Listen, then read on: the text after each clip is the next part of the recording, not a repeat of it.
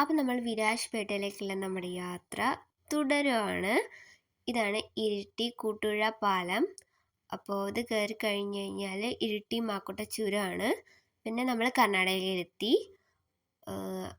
നമ്മൾ വിരാജ്പേട്ടയിലേക്ക് എത്തി. ഇതാണ് നമ്മുടെ ഹോട്ടൽ.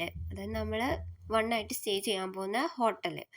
അപ്പോൾ ഇതാണ് ഹോട്ടലിൻ്റെ ഹോട്ടലിലുള്ള റൂം. അപ്പോൾ അവിടെ എത്തി നമ്മൾ കുറച്ച് റെസ്റ്റെല്ലാം എടുത്തിട്ട് നമ്മൾ കാഴ്ചയെല്ലാം കാണാൻ പോകുമെന്ന് വെച്ചു. അതിൻ്റെ ഇടയ്ക്ക് എടുത്ത സ്ലോ മോഷനാണ്.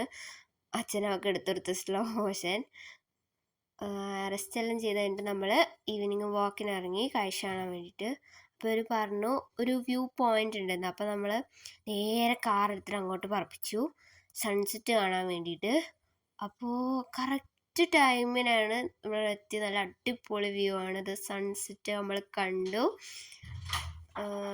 നല്ല വ്യൂ ആയിരുന്നു.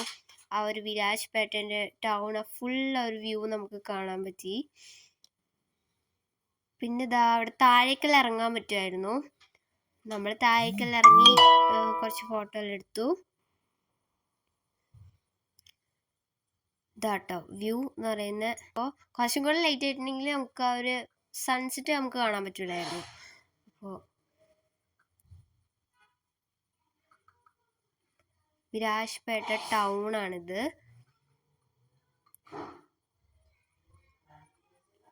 കുറച്ചും കൂടെ ഇരുട്ടായപ്പോൾ ഇതാ ടൗണിൽ ആ ഒരു ലൈറ്റെല്ലാം കണ്ടോ?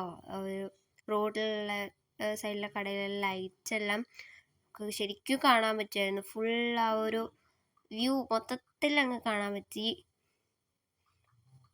നല്ല രസമുണ്ടായിരുന്നു.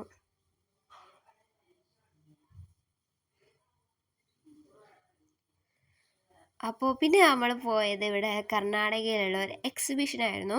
നമ്മുടെ നാട്ടിലുള്ള എക്സിബിഷൻ പോലെയൊന്നുമല്ല. ഫുള്ള് കളിക്കേണ്ട സ്ഥലങ്ങൾ അങ്ങനത്തെ ആയിരുന്നു മെയിനായിട്ടുണ്ടായത്.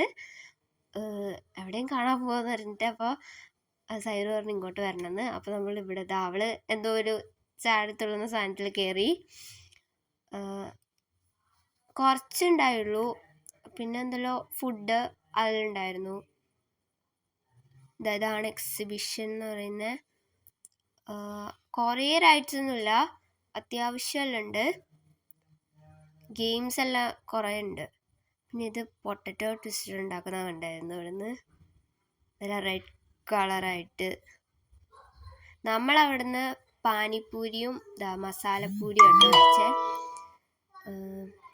എല്ലാം കഴിച്ചിട്ട് നമ്മൾ തിരിച്ച് നമ്മളെ റൂമിലേക്ക് പോയി. അപ്പോൾ ഇതിൻ്റെ 3rd പാർട്ട് എന്ന് പറഞ്ഞാൽ വരുന്നുണ്ട് ഗൈസ്. ഓക്കെ.